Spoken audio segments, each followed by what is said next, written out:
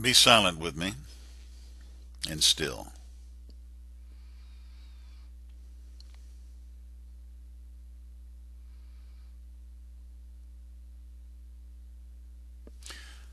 There are primarily two ways of approaching the Spirit of God. Mankind, for thousands of years, has always felt in his deep inmost nature that there was something greater than he was. He would look into the heavens and he would try to explain what he saw there and couldn't. The consciousness of man was still primitive and unable to identify anything other than sparkles in the sky. But as time went on and as man began to evolve his consciousness, he understood not only what stars were, but even had in his imagination the ability to travel there.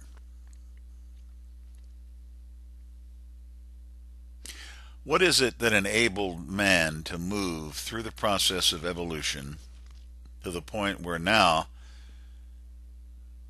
man can visit the moon and has designs upon the next planet, Mars?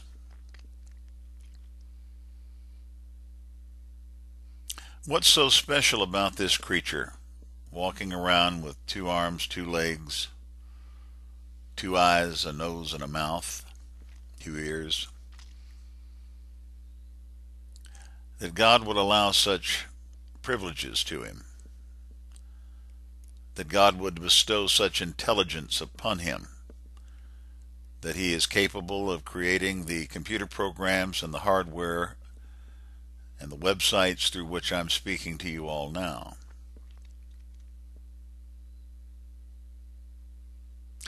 I hold open the possibility that what's occurring here is the very Spirit of God itself is being accessed in various aspects of life, and the production is wondrous. Shakespeare accessed, and out came the greatest plays I think ever written.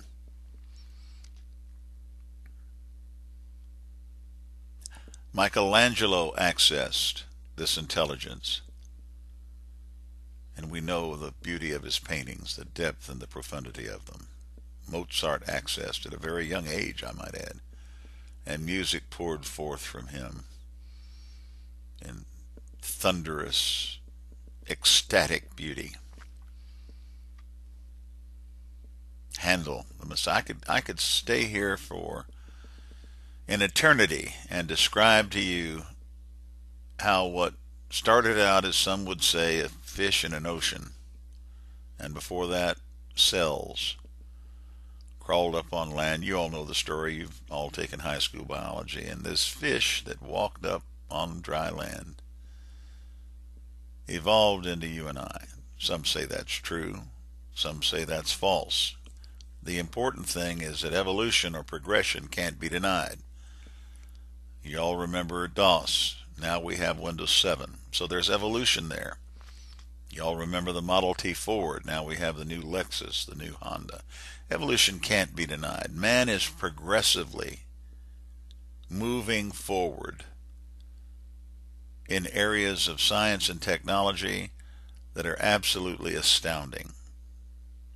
Now, those of us who are our spiritual guides are using an owner's manual that is 6,000 years old, and in that owner's manual you find truth mixed with lies.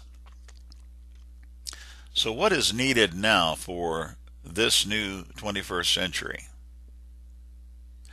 In my view, is a technology of spirit that will encompass all of man's activities upon earth. A technology of spirit that sets aside the old concepts of God, a rewarding and blessing God, a good and evil God, a God capable of blessing you one day. This day I set before you a blessing and a curse. A blessing if you obey, a curse if you disobey. These gods that have been created in the imagination of men have to be set aside, especially in this age when technology is moving far ahead of our religious growth, our religious experience.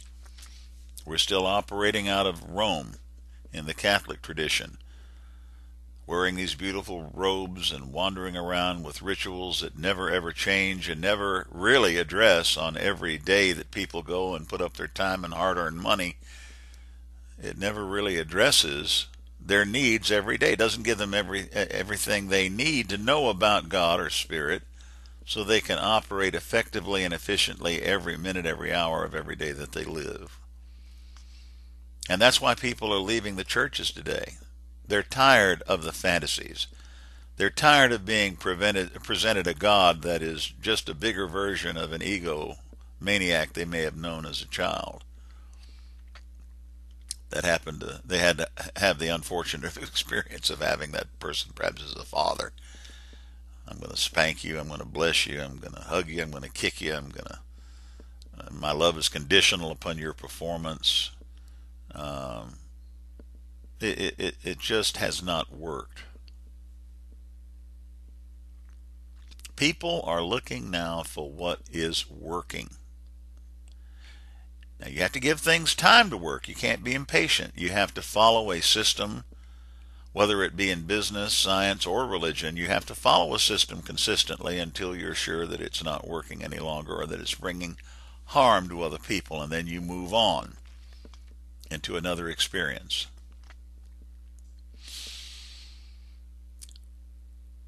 Let me tell you a story of how that affected me in my own business. I'm in the insurance business. A few years ago, I looked at a product called life settlements, where investors would basically put up money and buy the interest of policies that were willingly put up for sale of senior citizens or older gentlemen, ladies and gentlemen that couldn't afford them anymore, didn't want them anymore. And they would buy these policies at a deep discount and sell them through distributors to the general public. Well, as you can imagine, when the publications that are required, this company happens to be registered on the NASDAQ, when the publications come out to describe the inner workings of the company, I, of course, read those. I hadn't read it at the time I went to work, and by the grace of God, I had not placed anybody in these investments, but when I read I believe it's the K10, I was just shocked that hundreds of millions of dollars were being transferred. The life savings of many seniors were being transferred into these investments. A couple of things happened here. Number one, there in the K10 you saw that only 27 early maturities, let's put that in plain English, early maturities means deaths. Only 27 deaths occurred out of 575 policies, 579, pardon me, policies. The agents who were selling this product were telling people, well, when you get an early maturity, your return could be 90%, providing the people die. I found out further they had hired a doctor out in Reno, Nevada, pardon me, that was churning out these low life expectancies and really deceiving the people to the point where in the state of Colorado, at least, they got kicked out and had to refund everybody their money. But still, this company, in the arrogance of greed and self-serving, and I'm not going to give the name, I'm not in the stock business here, but I'm going to give you an example here of how God works in business when you allow him to. Okay. So they continue to sell these, and they represent to people that they're double-digit returns. They finally, because of a Wall Street Journal article that came out, were forced to admit that people would be lucky in 8 to 10 years to get 3% return on their investment, that the investment would be totally illiquid. They could not access it, and if the company ever went bankrupt, there'd be no way of recovering the death benefits on the policy because the 100 or so employees would be looking for work elsewhere that are administering the death claims and working with all the individual policies and insurance companies. The owner of the company also established an offshore trust in Gibraltar. I'm saying all that to say this. It took me time, and the grace of God stayed my hand so that I didn't place any of these policies. But it took me time for the truth to come out. So I gave it time. but something in me said, no, this is not a correct thing to do. In addition to that, even though the policies were willingly sold, think about the spiritual consequences of this business. They're asking people, subconsciously at least, I hope my people die early so I can make a return on my investment. Now, no one ever thinks that thought consciously, but unconsciously it's a different matter. If you went out and spent $300,000 on people that were living and living and living, and then you had to have premium calls at some point, you'd gather your wife together at breakfast and you'd say, honey, let's go together in prayer and let's pray for the death of all of our policies, of the owners of the people that we own these policies on.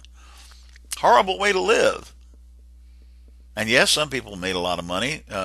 Some people make money winning the lottery. A lady recently won $190 million. But the majority of seniors are going to be lucky to get their money back out of this. If this company goes into a class action lawsuit, it's going to be bankrupted. People will lose all of the money they put in. And even though they may have the policies, there's not going to be anybody there to administer these things. It's hard to find the people that have died. You have to do a whole lot of work on Social Security data tables to determine who has passed away. And they have a large staff at this company that does that. If it goes bankrupt, nobody's going to be administering this anymore. The owners win and the distributors win, but it's a no-win situation. I was involved with another company, a multi-level company that's very popular, 40 years old, traded on the New York Stock Exchange, and they changed their pay plan around to motivate the people on the front line. It's a pyramid, okay?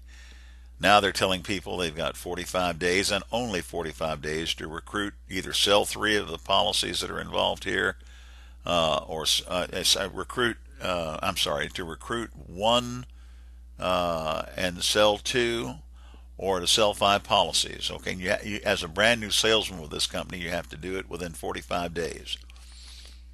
And I called and talked to one of the high ups in the company that makes a lot of money. He said, well, it's possible. Our people can do that. You've got a whole month to earn this bonus that we're offering, up to $6,000. If you just get all this done in a big hurry, you're going to be fine. Well, you know that business doesn't work that way. I can't tell a customer of mine, sign up now because I'll miss a bonus if you don't. I can't involve my friends and family and close, or even a stranger who owns a business and a product that is going to make me maybe a one-time bonus, but when he starts recruiting, it's already the end of the month. It's unfair. It will fail. Pyramid schemes. Stacking people one on top of the other. The only people who win are the owners of the companies and the ones who got in early enough so that they're somehow near the top of the garbage heap. It's not an effective way of distributing products. I don't care if you belong to them or if there are 5,000 more opportunities come your way. It is not right to expect others that are new to the company to make you wealthy beyond dreams to where you don't have to work anymore. It's not a fair and equitable arrangement, so therefore it falls of its own weight. It's also true in the insurance industry. There are companies that hire tens of thousands of agents to sell annuities. And what they do is they don't do much work. They throw down some brochures and they take an override on people, and they do some give better service than others. But what it boils down to is, they're not doing a whole lot of work. They recruit, and the industry statistics show that only a small percentage of the people hired are going to be productive, so they recruit more. But at least, if you want to call it, the saving grace of this is that they're only going one level deep. Most of them, some of them go to these 7 and 8 level deep programs. And the people at the bottom of these programs are working for people that are not doing any work. No. What I'm saying here is there's something inherently unfair in a lot of what you see going on in the world of business today. Let's take it to politics and the Federal Reserve Bank. Anybody who's making a payment on a loan $100,000 a month, they realize that they'll pay on that loan 24 years before they ever get a chance to pay on principal. Patently unfair. Let's take a look at the Supreme Court of the United States, who rules that it's okay to kill innocent children in the womb as long as they haven't been born yet. How can America expect to be prospered under those conditions? Let's take a look at the national debt. I think it's $14 trillion now. We'll never be able to pay that off. If they raise taxes high enough, if they raise taxes to 100%, we'd never pay that debt off. The United States is already at the tipping point and fixing to sink along with the rest of the world. A friend of mine, Mike, good friend of mine, sent me a picture of a clock that's ticking away all of the diseases and problems and wars and all. It's the most depressing thing in the world to look at, Mike. I'll tell you, it's ticking away. The numbers of deaths by heart attack, stroke, cancer, the number of people that are starving, the whole history of this world of good and evil summed up on a clock ticking away, ticking, ticking, ticking, until inevitably, if this society and this world continues the way it is, preying on other people, being parasites on other people, sucking the blood. There's a reason why the vampire stories are so popular. Because a lot of people in business, not all, but a lot of people in business are in the business of sucking blood and leaving dead corpses behind. Let's just be honest about it, folks. It's also at the highest levels of government. Not just our government, but governments throughout the world. This is a sick, sinful, and corrupt world by and large. But there have been lights that have shone. Jesus Christ being the highest spiritual light. Not only did he perform instant miracles, but he went to the grave, rose on the third day, was handled by the disciples he taught before his so-called death, and there was a physical death involved, but there was a resurrection equally as literal. Then he ascends into heaven. So we have him dying, being buried, resurrecting from the dead, being seen by the disciples he taught and others, and ascending into heaven. If you're going to follow anyone at all, I suggest you follow the Master who set that, who set the path that we have to follow: our own death, our own burial, our own resurrection, and our own ascension. You can't go to the highest levels unless you're going with a consciousness that's already paved the way for you. That's why I say I can't agree with my metaphysical friends when they say there are many ways to heaven. Okay, there are many Chinese restaurants. I only go to one or two that I really like. There are many doctors. I only go to one or two that I trust, that have perfected their profession and know what they're doing. Now, when it comes to spiritual matters, I don't follow Joel Goldsmith or any other human teacher, Paul Gorman, as good as they are and as smart as they are. I follow only Christ Jesus. Because as far as I know, Joel Goldsmith did not rise from the dead, and neither will Paul Gorman or any of the other modern-day teachers of the infinite way message. That is a correct, by the way, a very correct description of the technology of spirit and how spirit works. Joel gave us the key: spirit appearing through a mind that doesn't entertain a belief in good and evil, appearing as physical form. And when you hold to those, to that technology, your world does become harmonious. But normally you're not going to rise from the dead. You're certainly not going to be seen by your family after you're nailed in that coffin. And I doubt very seriously if you're going to be seen ascending into heaven. Now, if you're following Jesus Christ, that's exactly what's going to occur. Now, you say, well, Richard, those who are following Christ are still dying and being buried, and they're not rising from the dead. And that includes the great modern teachers of this age. And I name Joel Goldsmith in the Infinite Way as one of them that I deeply respect and love. But Joel's still in the grave as far as I know, or his ashes have been scattered. He's not on earth, walking the earth today the way Jesus did. So I would suggest that you entrust your soul and your spirit to Jesus Christ. I hope you're not offended by that, but I am going to state it again. If you want a certain event to occur in your life that event should be to follow a true teacher, then follow the teacher who has the works that others claim to have but can't demonstrate. Jesus alone, not me or Joel or Paul Gorman.